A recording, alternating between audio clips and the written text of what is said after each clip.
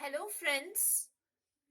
In the last videos, we have discussed about several topics which are related to GATE exam. Today we'll be discussing another such topic and that topic is flow of fluids. Now you must be thinking कि ये topic कैसे important है. इस topic से आपको theoretical question भी मिलेगा and numerical question भी मिलेगा. तो पहले इस टॉपिक के कॉन्सेप्ट्स को जानेंगे, फिर हम न्यूमेरिकल क्वेश्चन पे जाएंगे. तो जब हम कॉन्सेप्ट्स क्लियर करेंगे तब हमें थियोरेटिकल क्वेश्चन के बारे में भी पता चलेगा. Now what is written here? Flow of fluids. तो सबसे इंपॉर्टेंट टर्म यहाँ पे क्या है? फ्लूइड्स. फ्लूइड्स पहली बात होता क्या है? फ्लूइड्स मतलब something which include liquid and something which include gases also. Food technology के स्टूडेंट्स हैं आप, तो ऑब्वियसली आप जानते होंगे. फॉर एग्जाम्पल अगर लिक्विड फूड मटेरियल की बात किया जाए तो वहां पे क्या आ जाता है? मिल्क. तो ये ऑब्वियसली इंक्लूड हो रहा है फ्लूइड्स में. एंड गैसेस में कौन इंक्लूड हो रहा है? Steam suppose, which is used for food processing. Steam is used for sterilization purpose also. So liquid and gases both are important. Now, why do we need to consider the flow of these particular fluids? For example, अगर milk की बात की जाए तो milk processing industry में अगर ये हमारा प्रोडक्शन प्लांट है, यहाँ अगर मिल्क का प्रोडक्शन हो रहा है, प्रोसेसिंग हो रहा है, फॉर एग्जाम्पल पास्चराइजेशन किया जा रहा है, तो after pasteurization it will be send to packaging unit. Packaging unit में मिल्क को सेंड किया जाएगा फॉर पैकेजिंग. अब ये प्रोडक्शन से पैकेजिंग तक का जो डिस्टेंस है वो मिल्क कैसे ट्रेवल करेगी? Through a pipeline it will travel. So we need to know how much is the distance that this milk will travel and इसकी स्पीड क्या होगी फ्लो की, है ना? क्योंकि ये मिल्क ज्यादा अगर टाइम इस पाइपलाइन में रहा तो ये खराब भी हो सकता है. Shelf life of a food product is most important. In case of food processing industry, as you are, in case of a dairy industry especially, you have pasteurized this milk and then you will package this milk and you will be selling this milk. तो obviously इसके shelf life को maintain करना जरूरी है. तो यहाँ पे जो flow हो रहा है उसको maintain करना जरूरी है. कितने time तक ये pipeline तक flow करके इस packaging unit तक पहुंचे ताकि इसका shelf life maintain रहे. नेक्स्ट क्या है? इसका टेम्परेचर. क्योंकि पास्चराइज किया है तो ये हाई टेम्परेचर मिल्क है. क्या हम हाई टेम्परेचर मिल्क को ही पैकेज करेंगे? नहीं. जब तक ये पैकेजिंग यूनिट तक पहुंचेगी तब तक इसका टेम्परेचर कम हो जाना चाहिए. So this flow is important, right? Now there must be some property which decides the flow. वो प्रॉपर्टी क्या है? That property is viscosity. That property is viscosity. Viscosity, it is defined as the measure of resistance to flow. As the measure of resistance to flow. कहने का मतलब क्या है? For example, if we consider two different things, first of all water and second of all milk. दोनों को दो different pipeline से पास करवाया गया. Same quantity 1 litre water and 1 litre milk. 1 litre water इस एंड से पास करके जब तक इस एंड तक पहुंचेगी, अगर आप टाइम को नोट कर रहे हो, एंड 1 लीटर मिल्क इस एंड से लेकर इस एंड तक पहुंचेगी, अगर आप टाइम को यहाँ पे भी नोट करो तो आप देखोगे कि वाटर को पहुंचने में जितना टाइम लगा, suppose if it is 10 minutes, then obviously milk को पहुंचने में ज्यादा टाइम लगेगा. It may be 12 minutes, it may be 15 minutes, it can be anything, but obviously milk जो है ज्यादा टाइम लेगी अगर आप पाइपलाइन से फ्लो कराओगे. ऐसा क्यों?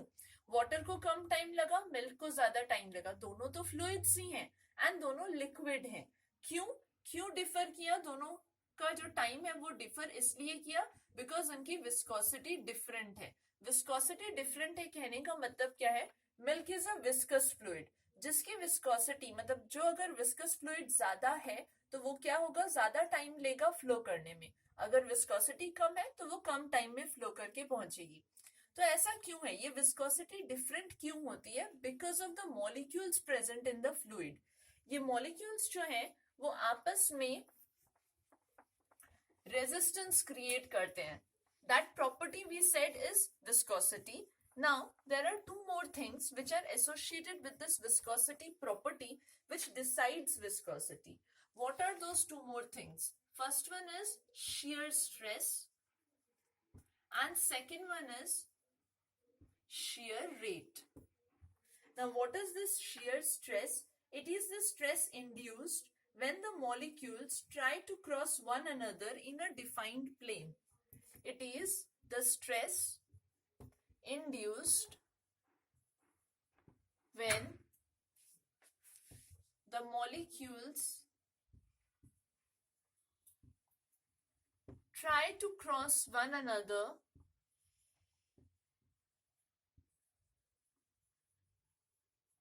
in a defined plane. कहने का मतलब क्या है? For example if this is my pipeline, from here the water is flowing, suppose, तो वाटर के मॉलिक्यूल्स हैं, तो ये मॉलिक्यूल्स जो हैं, जब मान लीजिए ये वाला मॉलिक्यूल इस मॉलिक्यूल को क्रॉस करके जाने की कोशिश करेगा, आगे बढ़ने की कोशिश करेगा, ऑब्वियसली यहाँ पे एक स्ट्रेस इंड्यूस होगा. उस स्ट्रेस को क्या कहा जा रहा है? shear stress. नेक्स्ट टर्म क्या बोला जा रहा है? shear rate.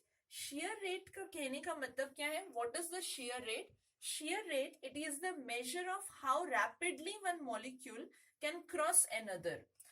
यहाँ जब इस मॉलिक्यूल ने इस मॉलिक्यूल को क्रॉस करने की कोशिश की, सबसे पहले जो इंड्यूस हुआ वो क्या था? स्ट्रेस. अब ये कितने रैपिडली इसको क्रॉस कर सकता है? How rapidly this molecule is crossing, how rapidly one molecule crosses another, that is shear rate. Now this shear stress and shear rate, they both are included, and when these both are included, these two terms are included, we finally get viscosity. तो इन दोनों को include करने के बाद आपको क्या मिलेगा? Viscosity. Now how do we get that? The formula says tau is equal to mu minus dV dr.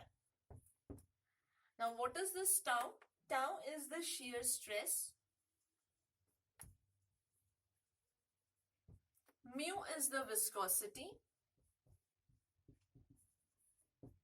and minus dV dr, this is the shear rate. As you can see here, negative sign is there. Now why this negative sign is there? Because of the decreasing shear rate, right? So as the shear stress will increase, the flow will increase. Obviously, how rapidly they are moving, the molecules are moving, that shear rate, that will be negative. So we will be able to find out the value of viscosity if we know about shear stress and shear rate. Now the fluids have been classified into several types. One is Newtonian fluid. In case of Newtonian fluid, there is linear relationship between the shear stress and the rate of shear. Look at the graph. If we plot a graph between tau, what is tau? Shear stress, and shear rate, that is dV dr. If we plot a graph between shear stress and shear rate, there will be a linear relationship. That means straight line graph आपको मिलेगा. मतलब जैसे जैसे shear stress increase हो रहा है, shear rate भी increase होगा. That is a linear relationship. So that we will get in case of Newtonian fluid. Now there are other fluids also. Now what are those other fluids? This one is for Newtonian fluid.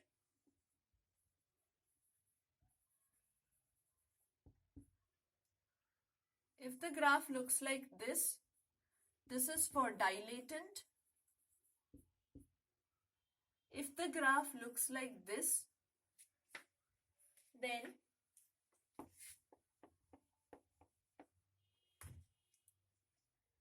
it is for pseudoplastic.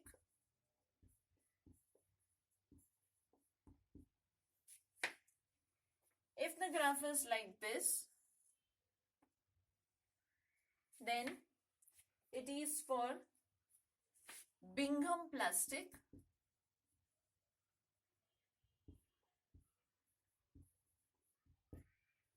And if the graph looks like this, then it is Bingham.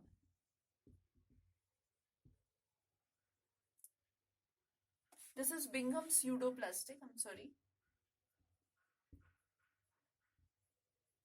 So this one is for Bingham. This one is for Bingham pseudoplastic. This is pseudoplastic, then Newtonian, which has a linear relationship, and then dilatant. Now, the theoretical question which I was talking about, which you can get from here is, you will be getting this graph where only these lines will be drawn and then you have to put these words.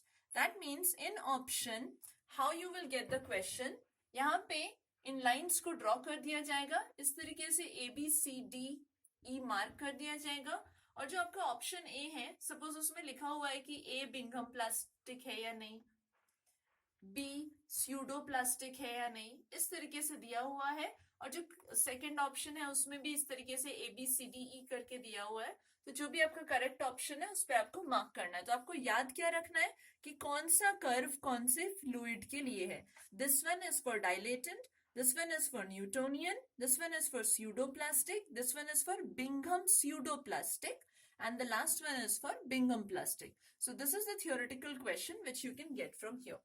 अब बात ये आती है कि आपने fluids को consider किया, उसके विस्कोसिटी को कंसिडर किया। अब दूसरी चीज क्या कंसिडर करनी है, जब आप फ्लो कंसिडर कर रहे हो, there is a dimensionless number which comes into consideration, which decides whether the flow of the fluid will be laminar or turbulent. Now that dimensionless number is Reynolds number. Reynolds number, it is represented by the term RE. ये बहुत ही simple है। Reynolds number में सिर्फ आपको formula याद रखना है, RE is equal to DV rho by mu. Believe me, इस पे जो क्वेश्चन आएगा वो बहुत सिंपल आएगा। सिर्फ फॉर्मूला आप पुट करोगे, फॉर्मूला पुट करने के बाद क्वेश्चन में जो वैल्यूज दिए होंगे वो वैल्यूज पुट करने हैं, आपको आंसर मिल जाएगा।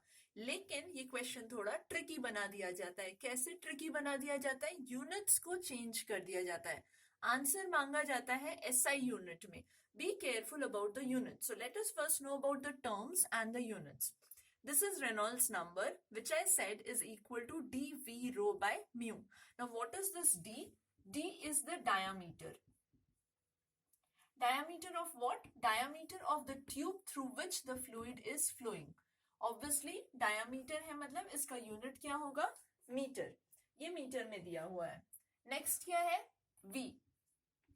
ये V क्या है, average velocity. Now what is the unit of velocity? Velocity का यूनिट क्या होगा, metre per second. Okay, velocity of what, velocity of the fluid which is flowing through the tube, metre per second. Next is what, rho. Rho is what, density. Okay, density of the fluid that is flowing through the fluid. And what is the unit of density? Density का unit है kg per meter cube. नीचे क्या term दिया हुआ है, mu. What is this mu? Mu is viscosity. And what is the unit of viscosity? Viscosity का unit है Pascal into second. Okay? Pascal into second. Pascal का मतलब होता है Newton इंटू, मतलब अगर आप पास्कल इंटू सेकेंड को ब्रेक करोगे तो ये आपको मिलना चाहिए। पास्कल का मतलब होता है Newton per metre square, into यहाँ पे सेकेंड ऑलरेडी है। I just show you, pascal into second, इसको आप लिख सकते हो newton per metre square into second. Again you know that 1 newton is equal to 1 kg metre per second square, और यहाँ पे पहले से आपका क्या था, सेकेंड, और नीचे क्या था, मीटर स्क्वायर। तो इसको अगर आप सॉल्व करोगे तो क्या बचेगा आपके पास, kg by second into metre, ये है यूनिट। तो इसे हम बेसिकली कहते हैं पास्कल इंटू सेकेंड। तो ये यूनिट्स ध्यान रखिएगा, यूनिट्स SI यूनिट्स में नहीं दिए जाएंगे। जब भी आपको वैल्यूज दिए जाएंगे आपको SI यूनिट में उन्हें चेंज करना है, राइट। अब जो एक जनरली क्वेश्चन में किया जाता है, वैल्यू दी जाती है डेंसिटी की। डेंसिटी की वैल्यू कभी कभार आपको दी जा सकती है, डेंसिटी की या फिर विस्कोसिटी की भी। विस्कोसिटी भी पहले कंसिडर करते हैं। विस्कोसिटी की वैल्यू आपको दी जाएगी सेंटीपोइज में, सेंटीपोइज, CP। Now, if the value is given in centipoise, how you will convert this value into Pascal second? Centipoise में अगर वैल्यू दिया हुआ है, जो भी वैल्यू आपके पास गिवन है, just divide that value by 1000. जैसे ही आप 1000 से डिवाइड कर दोगे, जो वैल्यू आपको मिलेगा वो किस में चला आएगा? पास्कल इंटू सेकेंड में चला आएगा. तो ये ध्यान रखिएगा, अगर वैल्यू सेंटीपॉइज में दिया हुआ है उसको 1000 से डिवाइड करेंगे, किस में चेंज हो जाएगा? Pascal second. Be careful about the units, otherwise इसके क्वेश्चंस बहुत सिंपल हैं. तो ये तो हो गया फॉर्मूला, आपको पता चल गया. अब बात ये आती है कि इस फॉर्मूला का करना क्या है आपको. इस फॉर्मूला से आप क्या डिराइव करोगे? इस फॉर्मूला से हमें पता चलेगा whether the flow of the fluid is turbulent or whether the flow of the fluid is laminar. Now, it is said that if the Reynolds number value is below 2100, below 2100 अगर आपको Reynolds number का value मिलता है, then the flow will be laminar, right? And if the value is above 2100, then the flow of the fluid will be turbulent. Right? So you will be asked in a particular numerical to calculate Reynolds number and predict whether the flow is laminar or turbulent. So 2100 से अगर नीचे आया तो वो laminar है, 2000 के ऊपर आया, 2100 के ऊपर, तो वो क्या हो जाएगा? Turbulent. Now let us move on to a numerical. I hope you have understood till now whatever have been discussed. Be careful just about the units. There is nothing much more to concentrate on this question. You will be easily getting 1 mark for this numerical question and 1 mark for that theoretical question. So from this topic you will be getting 2 marks. Now let me first tell you about the question. What does the question says? The question says the viscosity, ये question gate exam में आ चुका है, and density of a fruit juice at 21 degrees Celsius are 6.3 into 10 to the power minus 3 Pascal second and 1029 kg per meter cube respectively. The juice flows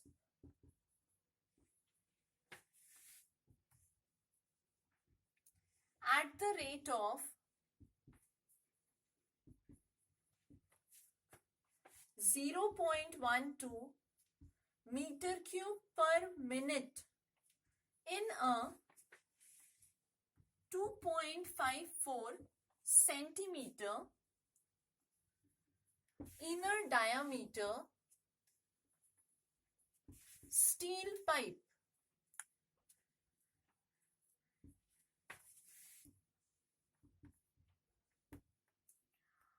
What is the Reynolds number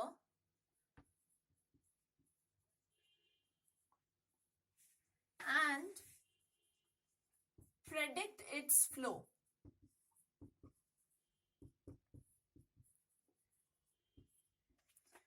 Look at the question. क्या पूछ रहा है?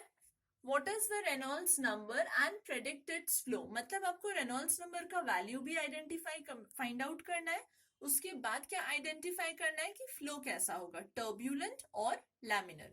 So first of all let us understand the question.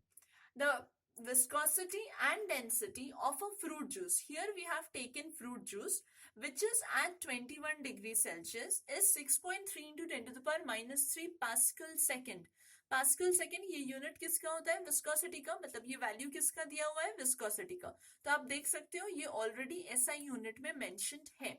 उसके बाद क्या बोल रहा है? एंड 1029 kg पर मीटर क्यूब. दैट मीन्स किसका वैल्यू है ये? डेंसिटी. ये भी ऑलरेडी एसआई यूनिट में मेंशन्ड है, तो इन दोनों वैल्यूज को हमें चेंज करने की जरूरत नहीं है. नेक्स्ट बोल रहा है the juice flows at the rate of 0.12 metre cube per minute. हमने जो बात की थी यूनिट्स के बारे में, हमने क्या कहा था? एसआई यूनिट होना चाहिए, लेकिन यहाँ पे क्या दिया हुआ है, मिनट दिया हुआ है, मतलब इसे किस में चेंज करना होगा, सेकंड में। दूसरी बात आप देखिए यहाँ पे क्या दिया हुआ है, मीटर क्यूब दिया हुआ है।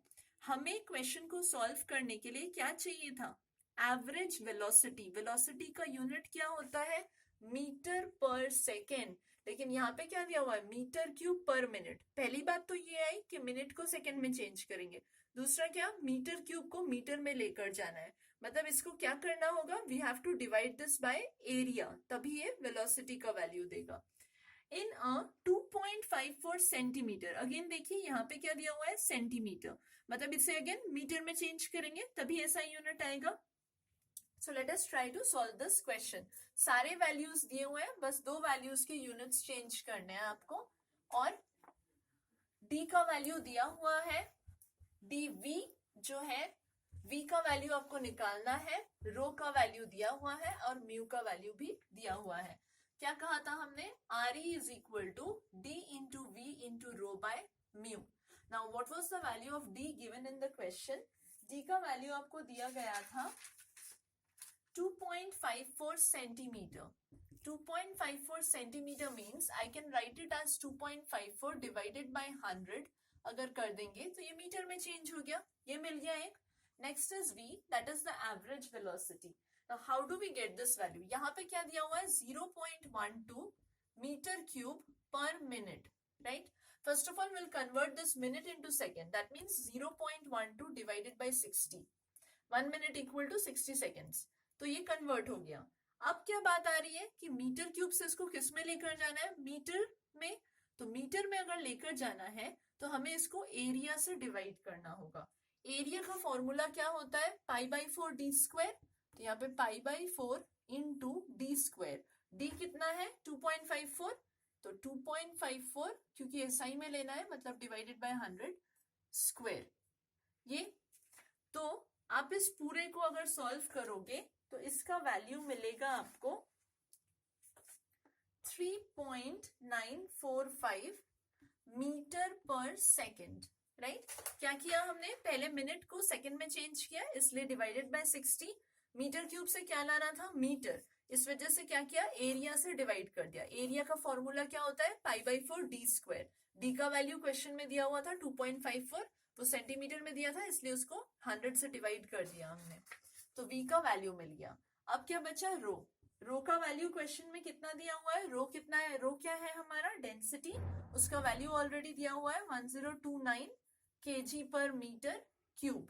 अब क्या बचा हमारे पास, विस्कोसिटी म्यू, इसका वैल्यू दिया हुआ है 6.3 into 10 to the power -3 pascal second. अब देखिए सारे यूनिट्स सही हो गए। अब सिर्फ इतना करना है कि इस फॉर्मूला में पुट कर देना है आपको।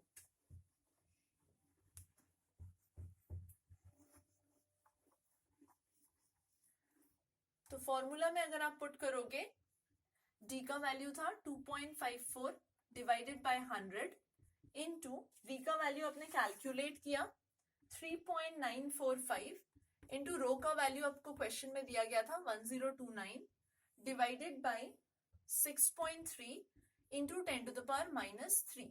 अब आप इस पूरे चीज को जब सॉल्व करोगे आपको आंसर मिलेगा 16374.99 which is approximated as 16375। अब देखिए ये जो वैल्यू आपको मिला ये ऑब्वियसली 2100 से ज्यादा है, ये कितना है 16375। तो अगर 2100 से वैल्यू ज्यादा रहता है तो हम फ्लो को क्या कहते हैं, टर्ब्यूलेंट फ्लो, राइट। तो क्या हुआ, रेनॉल्ड्स नंबर का वैल्यू भी मिल गया और आपने फ्लो को प्रेडिक्ट भी कर दिया। यही था आपका entire numerical. So this was all about the flow of fluids. There are certain other topics also which I'll be discussing in next videos which I'll be uploading very soon. I know your GATE exam has come very close. Some of you have exam on 2nd and some of you have already commented in the comment box regarding some questions which you could not solve. I'll solve those questions and I'll be uploading that in the other videos also. Till then, keep practicing from the videos that I have already uploaded and these questions you'll be getting in previous year question paper book. Wish you all the best for the GATE exam and keep practicing. and wait for the next video to come. If you like this video, please don't forget to like it and subscribe the channel. Thank you.